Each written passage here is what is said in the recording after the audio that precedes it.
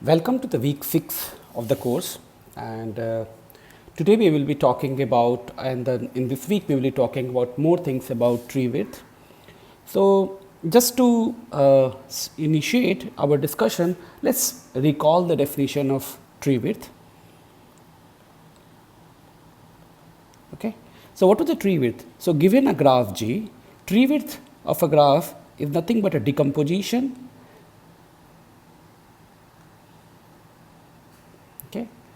V in Vt. So, basically given a graph G, we associated a tree and for every vertex V in Vt, right, we had some xv which is a subset of vertex set of graph. Now, this tree satisfied some properties. First, every vertex occurred in some bag, okay, and recall these were called bags. Okay. Every edge occurred in some bag, and for every, say, W in Vg, okay, what do we say? Look at all the nodes, of T such that W belongs to all the nodes, say T, W belongs to Xt, then these nodes form a subtree of T, meaning look at all the bags where the vertices of, like, look at W, fix some vertex in your graph and look at all the bags in which they appear. Okay. Then this is going to form a subtree. In other words, the tree induced on these set of vertices are going to be connected. Okay. So, these were the three properties that we saw, and we also saw that it has a graph G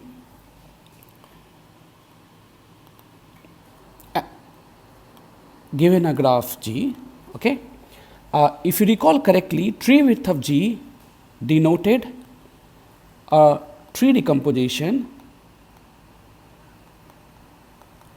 of minimum width.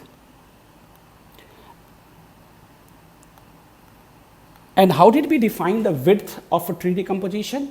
The width of a tree decomposition was the maximum bag size minus 1.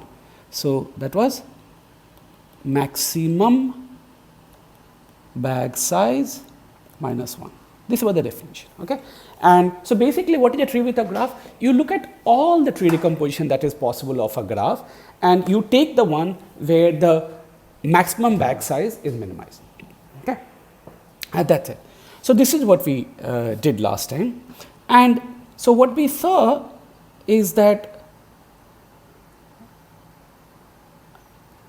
okay, so what we saw some nice properties of these, like they had some very nice separation property and everything, but other nice property we saw from the structural, like for every graph G, there exists a tree decomposition Tx, let's call it Xt, just let's Xt,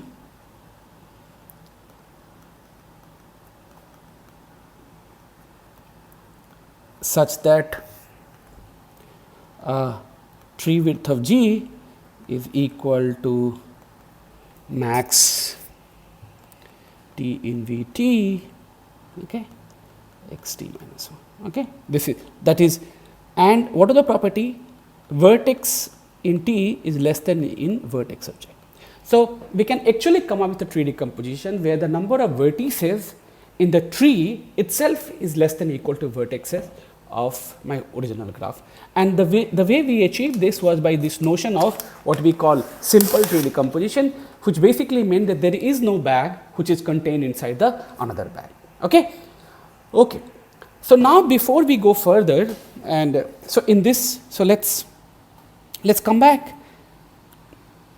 and define some properties, or let's relate the way we started. So first of all, we define the notion of separation of a graph. Okay.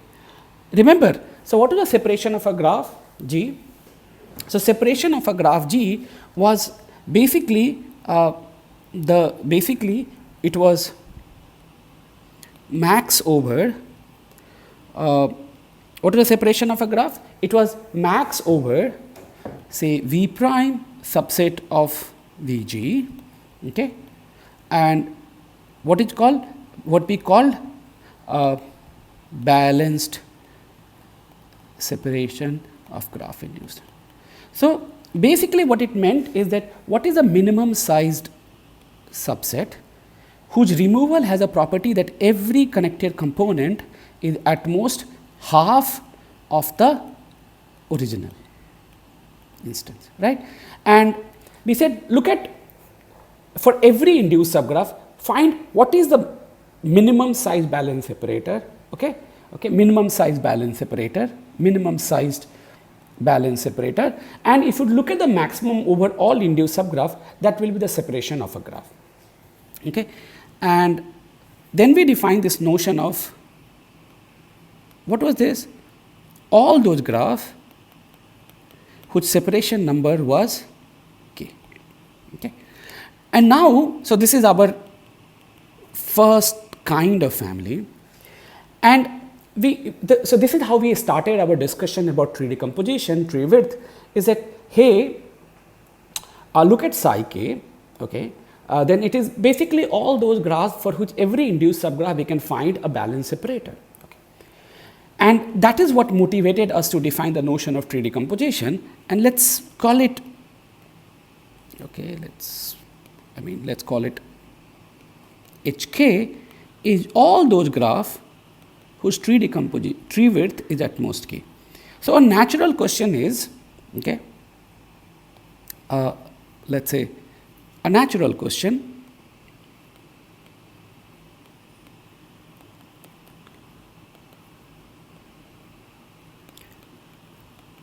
what is the relation between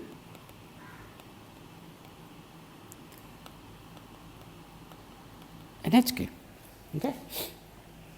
So the known relation is that it was a very good, so what is not hard or what is easy to show is the following, that what is easy to show is that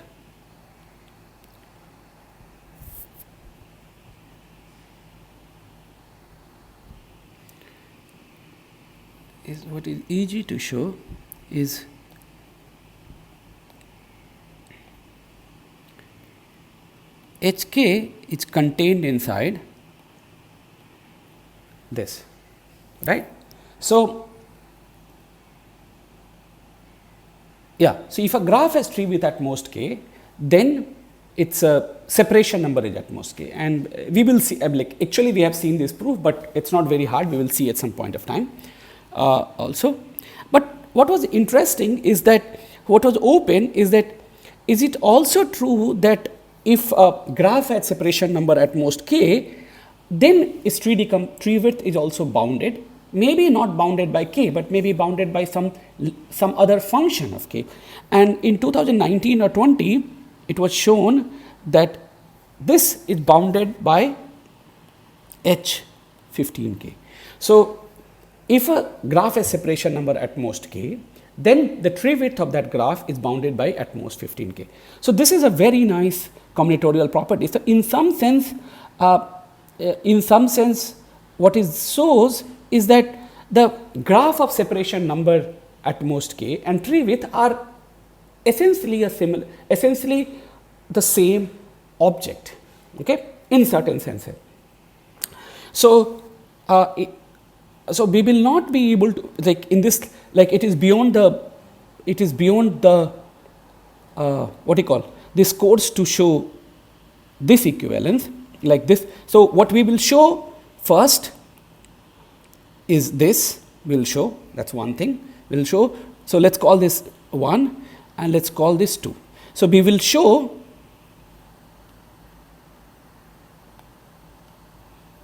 Okay. So, what we will show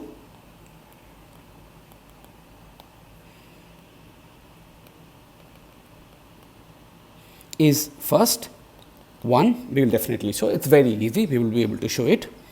And secondly, what we will show is not 2, but 2 prime. Okay. We will show a 2 prime. What I mean by 2 prime, so what we will show is that, look,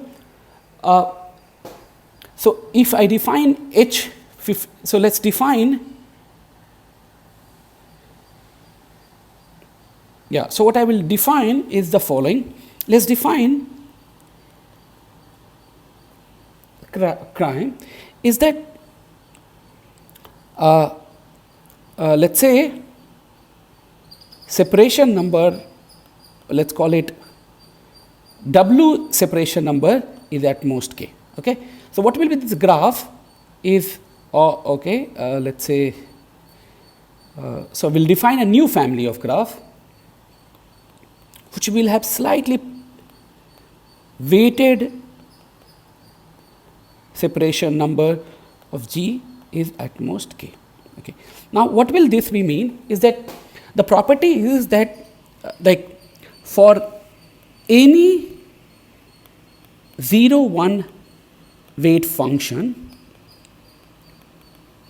over Vg, okay, over Vg, we will define the notion of weighted separator. It means I would like to find the separator of size at most, for every induced subgraph there is a separator of size at most k, so that if you look at the weight of every connected component, that is upper bounded by half the total weight. So, now notice that if I put all the weights equal to 1 for every vertex, this is same as the family of separation, but this is slightly more, we are demanding much more from this graph class, in the sense that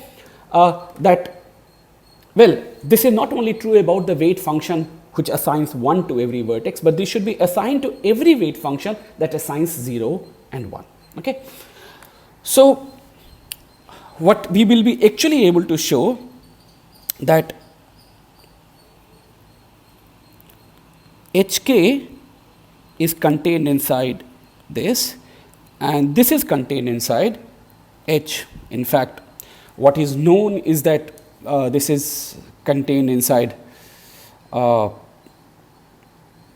yeah, so we will be able to show, at least we will show something like 3k plus some order 1. Okay. So, this is what we will show, and this will form, and this proof will give us, this proof will also give us an algorithm to compute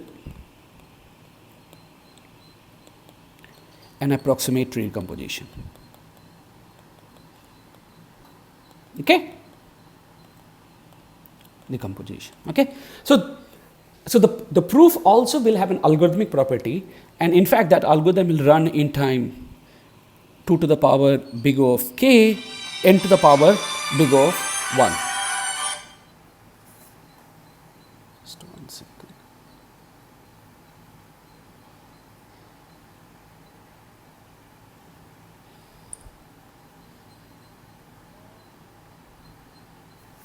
Okay. Okay.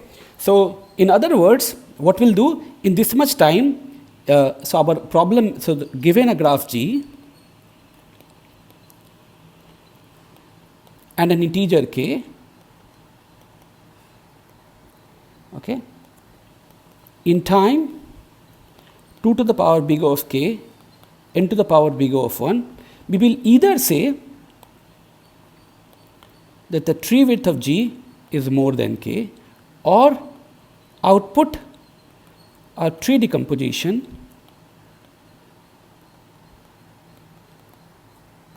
T comma or output a tree decomposition T comma xt T in V of t, okay, of width. Okay, so I think it will be like, it should be something like 4k plus order 1. Okay, but we will see. I think this is right. Okay. So, so basically what all I want to tell you that this idea of coming up with a separation number, like graph which is separable, graph which is recursively separable, is also extremely useful property, useful for graph algorithms, right? So we have already seen its applications via we made n to the power big O of k algorithm for max independent set and some other things.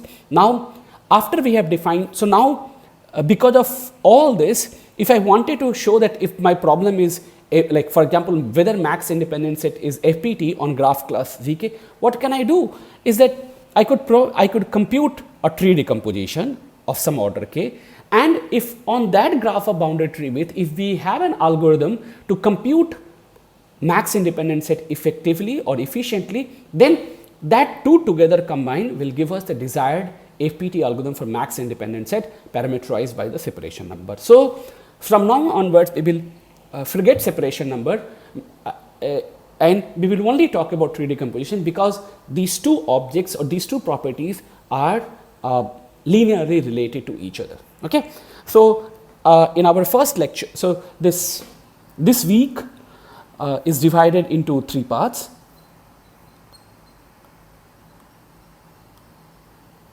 Okay. So, first is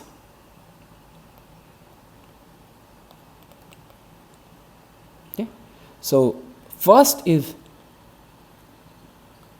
algorithms on graphs of tree width T, how to design those algorithms, TP algorithm. Second, how to compute approximate tree decomposition.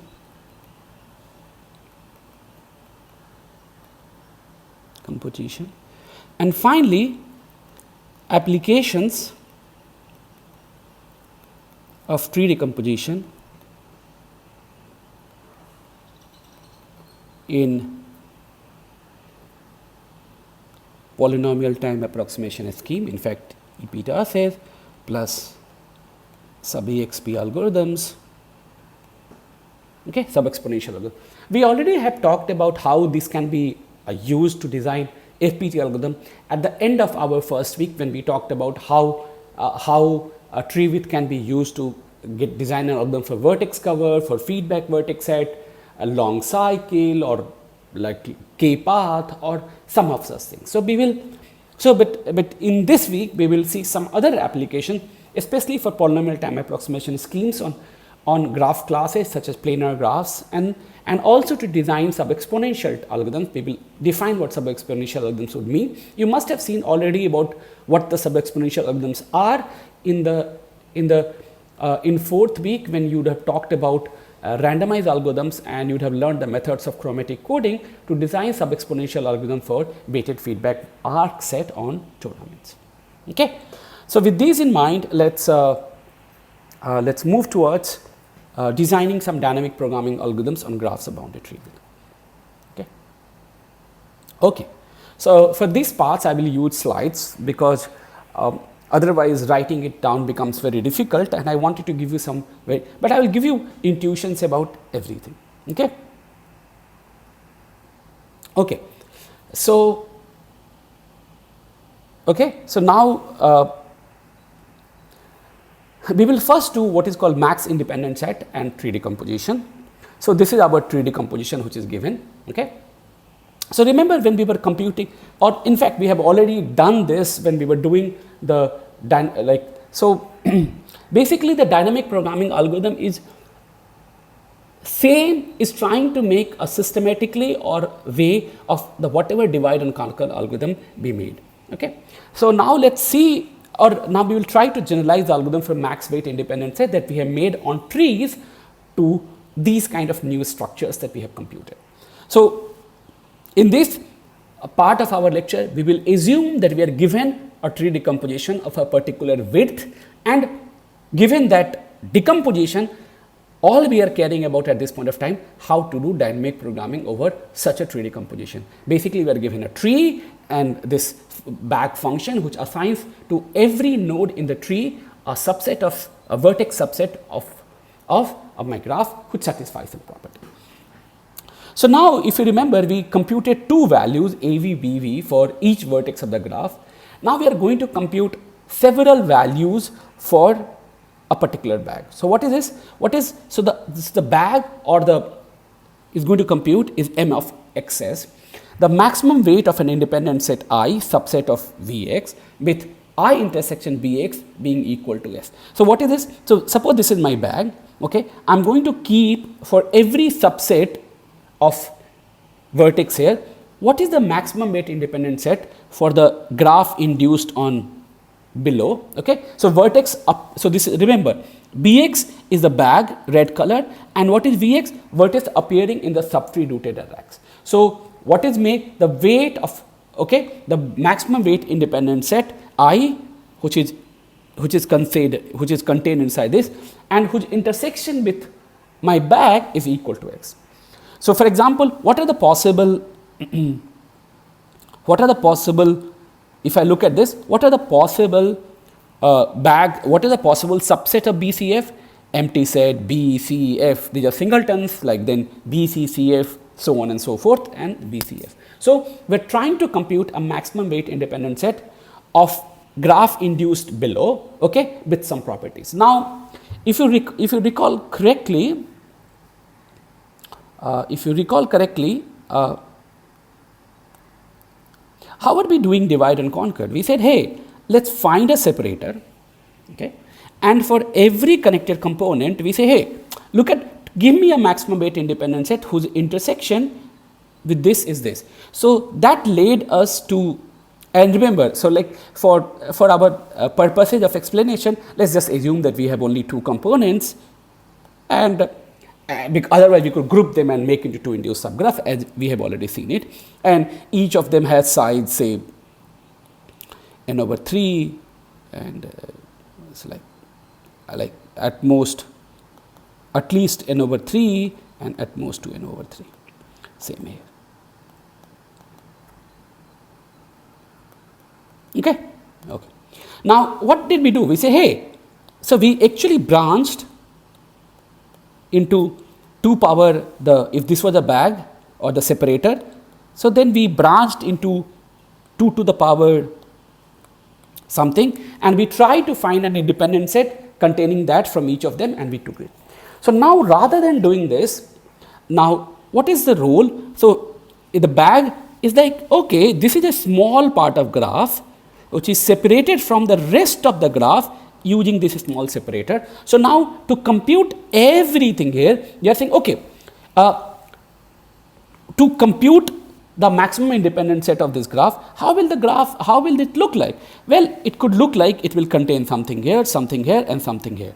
So all I'm going to, but since there are no edges from here to here, because this is a separator, we are going to keep a table which is going to say, okay, fine, any partial solution has a property that from this separator, it is going to contain some subset and something. So we are going to keep that, okay, we are trying to understand that what all potential partial solutions could look like, and given those partial solutions, what could be stored, right? That just that much amount of information is enough if we so for example, look at this part of the graph, okay? Look at this part of the graph, okay? So basically what means is this: if I give this part of the graph, hey, here is a table, okay? So what will I give to this part of the graph? And let's try to understand that whenever I say give, like this is this, okay? So I say, rather than giving him this graph, I will give him a table, okay, which for every, suppose this is S, for every x subset of this, it basically say M x S. It stores what is a maximum independent set which is contained inside here with this. So given this table T, and if I give this table to this portion of the graph, like which portion of the graph? We will give this to this portion of the graph. So what is this? We should be able to find a maximum independent set of the whole graph if I give to this graph, okay, this graph, if I give an algorithm this induced subgraph on a small and the table. So using just these two information, he should be able to compute the max independent set of the whole graph. That's the whole idea of DP, is that imagine what should I store, that if I just pass this information to the rest of the graph, he will be able to compute the problem of my interest by looking at the information and the graph which is small. And this is the idea which we try to implement whenever we are trying to do dynamic programming over graphs of bounded tree. Okay, so I hope that's clear. So you should think that, okay, if this is a portion of the graph, what table, what information should I pass on to this graph that he will be able to tell me. So it's like a game, if in some sense, like, so maybe this portion, left hand portion of the graph could be very big, but but the right hand side, we can say, look, here's a portion of information. What is the smallest set of information that I can provide to the right hand side, such that we can design an algorithm which will give me, say, maximum weight independent set of the whole graph, okay, just at the graph induced on the small portion or the right hand portion and the table or the set of information that we have provided. So a set of information, but notice one thing, right? Right hand side could be any graph. So this information that you are passing from left hand to right hand has to be universal, in the sense you give me any graph on the right hand side. If you have given me the right information for the left hand side, like the information given any graph on the right hand side, okay, we will be able to compute the max weight independent set. So in some sense, you think that you never see the right hand side, and without seeing the right hand side, you only see a left hand side. You have to compute set of information that given any right side, if I give this information, then he or she, an algorithm will be able to compute the problem of our interest with respect to this information and the induced graph it has. Okay, so like in some sense, what I'm saying to you is the following. Is that I have a portion of the graph, okay. Now I will give you information that irrespective of whatever graph you can come up from the right side, if this plus this is the real graph, then this information is good enough that just with this information and this graph, you will be able to compute the problem of your interest. Now, the right hand side could change, but my information never changes. Of course, the answer will change based on how the right hand side will work. But I have been but for the left hand side, I have been able to compute a succinct information that completely encodes the problem of our interest, and that succinctly encodes is what we call table or the dynamic programming table when we are doing graphs algorithm over graphs of bounded tree. Okay. So for the max weight independent set, what is the information we would like to store? So the information is for every subset of my bag, okay, I would like to say what is the maximum weight independent set of my graph induced on the vertices below, or the which will constitute in the some sense, if you think of a red, so that automatically separates my graph into left and the right. Right is basically all these things, and left is all these things. So this is your left, and so and BCF is a separator, right? So what information? So the information we would like to store is for the left hand graph, and for every subset of bag, what is the maximum weight independent set whose intersection with my bag is exactly equal to S. Okay, that's it. Now, okay, so this is an information we would like to. So next question is how to determine m of mx if all the values are known for the children of x, right? Because whenever we were doing dynamic programming over trees, if you recall what we did, we had information for every children, okay? Based on the information of the children, we were able to compute the information for the node we were considering, okay? Now, similarly, we will say, hey, look at BCF. Suppose, imagine that this table is filled for all your children, okay? Can you come up with a table for me, right? So it's like this. So why did we come up with this tree? Is like a guide for us how to do our dynamic programming. So that is like bottom up. Now, and at any point of time, you would like to store information, right? Information for the graph induced and below. So if I look at CDF, that will constitute a graph induced on everything containing this and below, which is like whole graph, right? So if we are able to store this information, then look at the root node. What we would have stored? Well, what is the maximum weight independent set whose intersection is every possible way? So what is the maximum weight independent set of my graph? Well, its intersection with with the root bag is going to be something. So you just take maximum of all these values, and that's your max weight independent set of your graph. Okay. Okay. So we understood how to do DP, but how do we pass on this information? How do we change this information? And to do that, we'll define this notion of rooted nice tree decomposition, which helps us, or rather allows us to do dynamic programming algorithm much more effectively, much more easily. Okay. So a rooted tree decomposition is nice if every node x is one of the following times. No children, this is called, so basically the bag size is 1, this is called leaf node. Okay.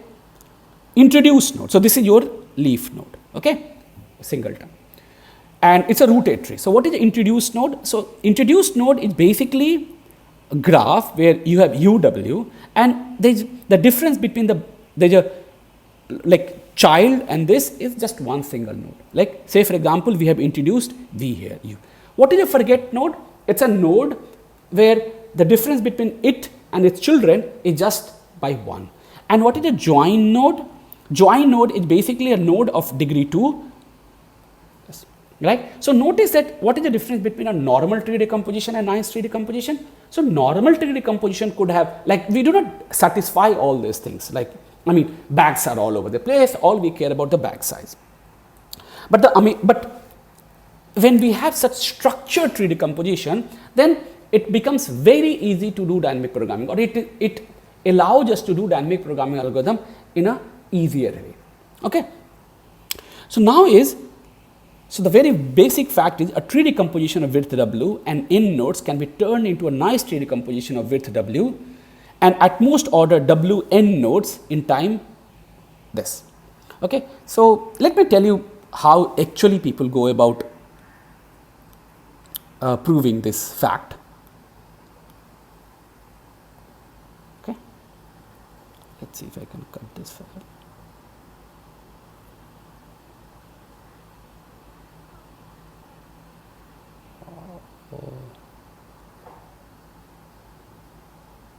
Okay, so I guess this is no. Okay, it doesn't matter. We have this fact, right? So this is not very difficult. Okay. This is not very difficult. Okay, so imagine, so let me explain to you how we, so suppose this is fixed, so this is any tree decomposition, tree, and what is the notation is used? Okay, so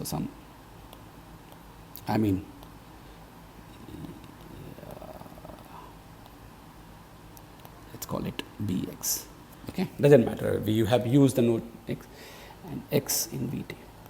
Okay, so this is, now I am going to give you a tree decomposition, another tree decomposition, say T prime, and like say another B tilde x, okay, such that what is the property? Like max bag size will not change. Okay, it's very easy. Okay, so suppose this is how it is. Okay, and so you start with this, you make it somewhere at root, doesn't matter. Okay, so what property do we need? So first we need that. Okay, so let me tell you how things will be done. Okay, so suppose let's make leaf nodes. Okay, so suppose here we had A, B, C here assigned, okay, at this. Okay, so now what will I do? I will add one. So suppose this bag had 3, then I will add another 2 nodes, and I will just arbitrarily say A, B, and just A. That's it. So you arbitrarily start reducing one by one size. Okay.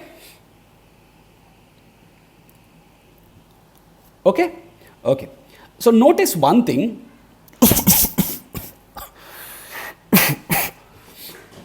Okay, notice one thing is that by doing this, what has happened is that every vertex appears everywhere, every edge appears everywhere, and because of this, the connectivity property will also be whole. So now notice that all the leaf bag, we have got all the leaf, no children, and b of x is equal to 1. Okay. Now, so this is an operation we do, and notice that this never changes the bag size, and it only increases the number of bags.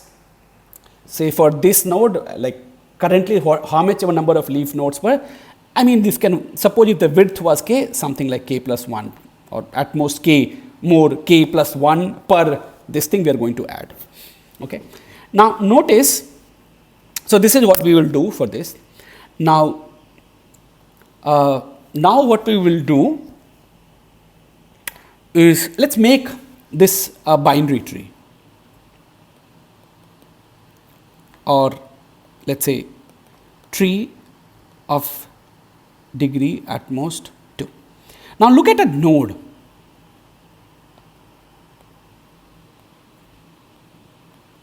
Right?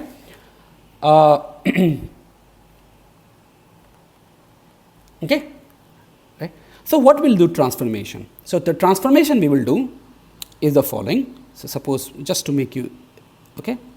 So let's call this node. So I will do this first, this, and let's call this A, B, C, D. Okay, and this is like Z. Like, okay.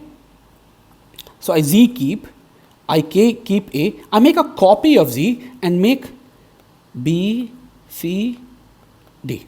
Okay. Now, okay, and then what I will do? I will make a transformation further. Z, A. Okay.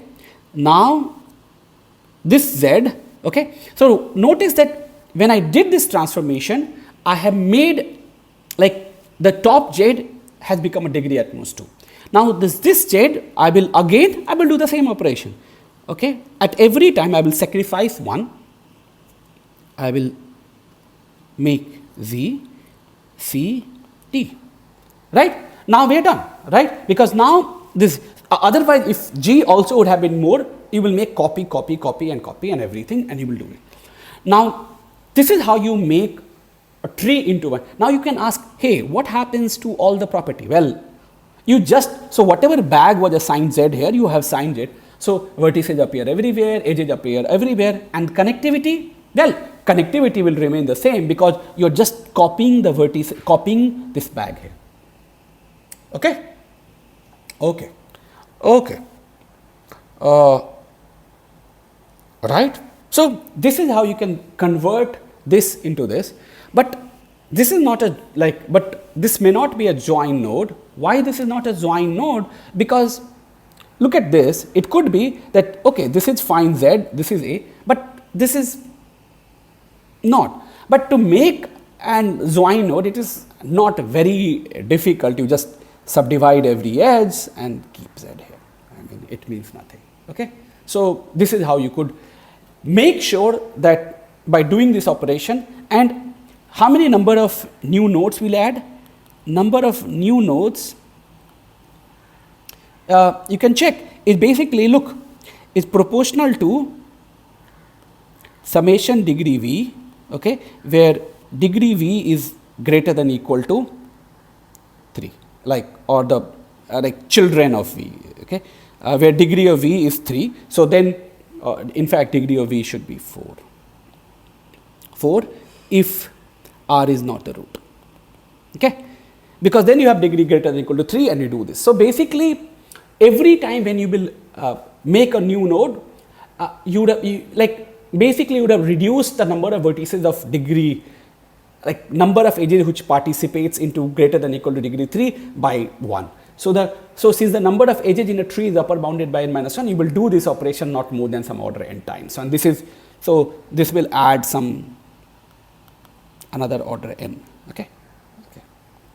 Okay. So this is how you make your graph binary and this. And how do you make a graph, let's say, how do you make your graph introduce node and forget node? That's also not very hard. Okay. So you do this introduce, forget from bottom up or whatever. Okay. So look at, you're doing this bottom up, look at for any node and look at its parent. Okay, after you have done this operation. So suppose this is like my T1, T and this is T1. Okay. So this is my parent. Now what will I do? I will say look at BT1 minus BT.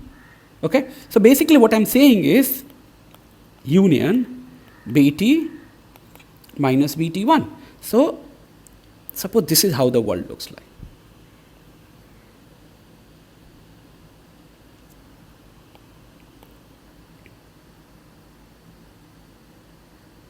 Okay, this is what? This is and this is like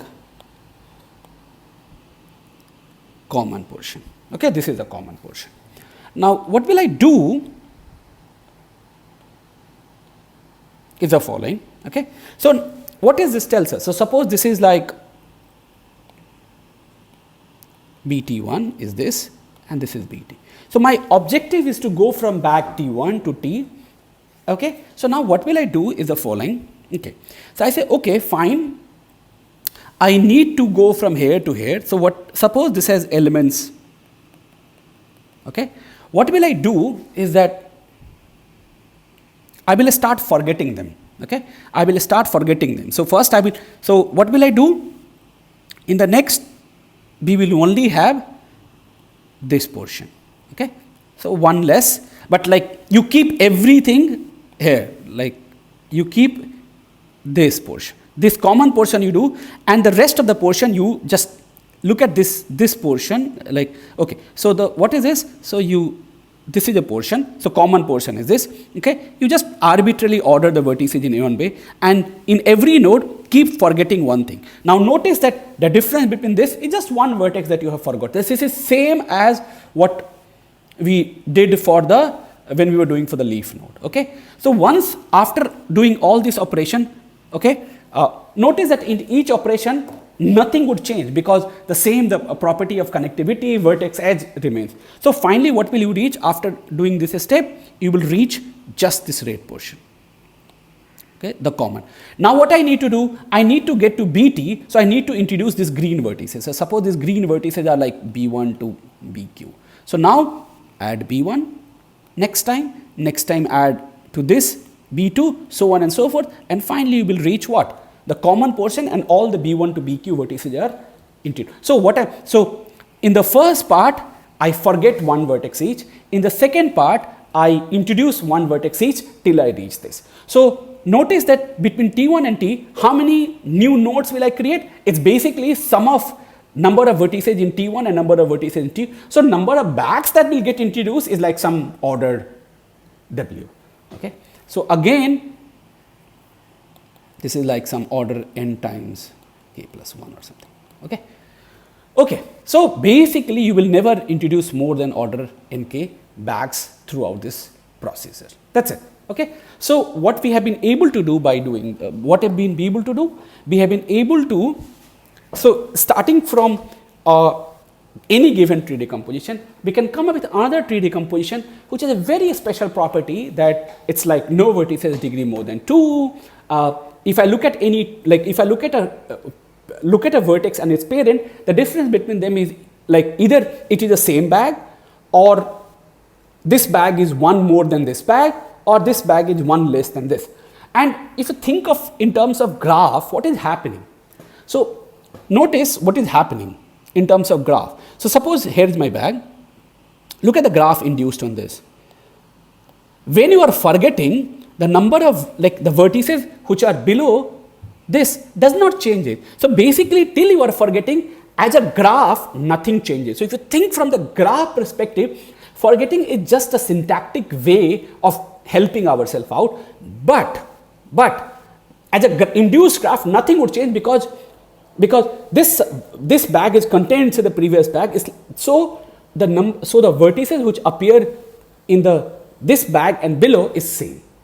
But look at the introduced node. What is it? Look at the graph, and you have just introduced a single vertex, right? So basically, what happens as a graph, if you look at this, oh, now I have got a graph which is one vertex more than the previous graph. Okay, so we could do some of these, like, so just because now it's like, if you remember iterative compression, when one vertex is added, life becomes more easier to handle. Similarly, here, maybe like it's not very hard to deal even if you add subset of vertices, because the number of vertices that you can add at any step is bounded. But when you just add one, making your dynamic programming, writing your recurrences becomes so much more easier and cleaner that it is a very good way. So this is why most dynamic programming algorithm, if you see on it, right, you start with a graph of bounded tree width, you convert that into a nice graph of nice tree decomposition, and then you do dynamic programming algorithm on that particular decomposition. So now what we'll be do in the next 5-10 minutes or 5 minutes is to see a couple of more examples of how to do this dynamic programming and how it becomes so much more easier when we have nice tree decomposition. So how do you go about it? Okay. So remember what we have to compute.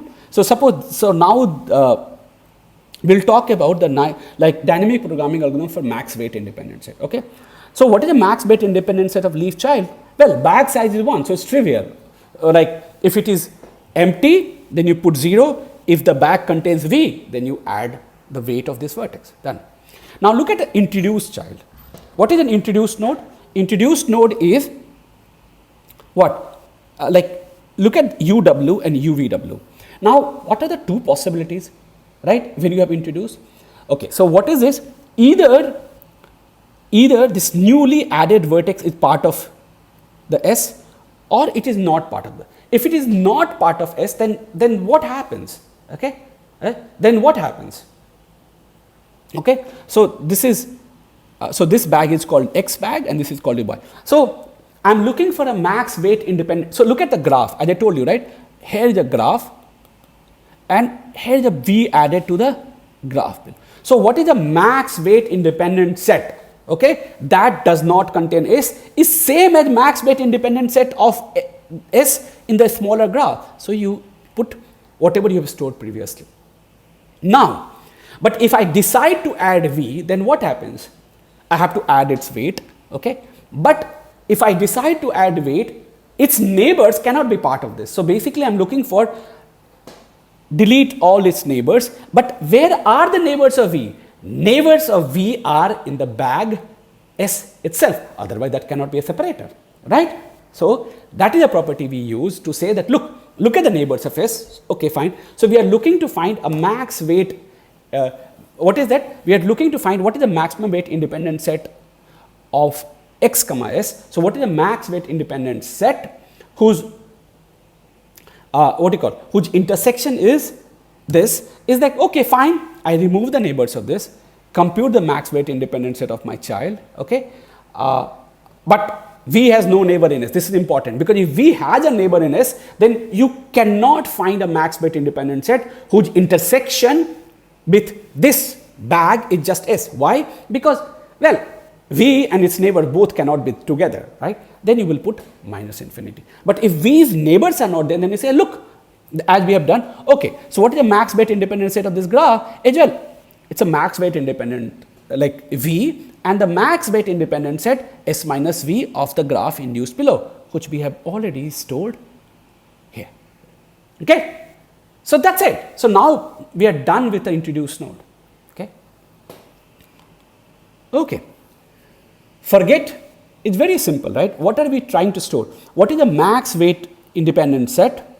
Okay, right? What is the max weight independent set such that its intersection is this S? Now, what is the difference between here and here, right? You have got some S. So max weight independent, and remember I told you, right, this as a graph they don't change anything. So what is the max weight independent set? Okay, either it contains V or it doesn't contain V, okay? But I know that both of these values are stored here, right? So I just take the maximum of this, okay? What is the maximum weight independent set of at this node is basically max of these two. Either it contains or it doesn't contain. Whatever is the maximum value, you do it. Okay. But now, this is an interesting case, is join node. What happens at join node? The bag, it remains the same, like in the terms of vertices. So in terms of a graph, this is exactly what happens. So this is like, if you look at the graph, okay, what is the graph? Okay. So if you look at the common UBW, here is a portion of graph. Here is a portion of graph. Now what is the max weight independent set? Okay, what is a max weight independent set whose intersection? So well. So it's a max weight independent set contained here, and it's a max weight independent set contained here. So now what are you doing? So it has a two children y1, u2, y. So this is its children y1 and y2. We have already stored what is the maximum weight independent set containing this in the left side. So this is it, right, at y1. We have also computed what is the max weight independent set here containing this. But now weight of S is added both in this and both in this. So you subtract one weight of S, and that's it, right? So this is how you can increment your your table. And so there are at most 2 power w plus 1 times n sum problem, and each sub problem can be solved in constant time, assuming that the children are solved. So the running time of this algorithm can actually is like some 2 to the power w times n, and that's so that weighted max independent set is FPT parameterized by treewidth, and that also shows that weighted minimum vertex cover is FPT parameterized by treewidth, because they are complement to each other. Okay. But one more thing I would like to make a point here, that I have not told you why this algorithm is correct. To prove that this algorithm is correct, you have to show that each of the recurrences you write here, they are correct. So how do you show that some recurrences is correct? So basically you have to say that if suppose A is equal to B, then you have to say, hey, if this value is less than equal to this value is at least greater than equal to this value. So you have to show this all the time. So like A is greater than equal to, less than equal to B. So like this value is at least this much, this value is at most this much. You will have to show this for each recurrence. Please refer to the textbook. Okay, there's one completely clearly how this proof is done is given in the textbooks. I would request you to go and check the textbook for max weight independent set proof. Okay, but I've given you how to come up with recurrences. Okay, it's very natural how to update these recurrences. Okay, and yeah, right. So let us do, okay, I think at this point of time I will stop for this lecture. We will see some more examples of how to do dynamic programming or a graph of bounded treewidth in the next lecture. Okay, thanks a lot.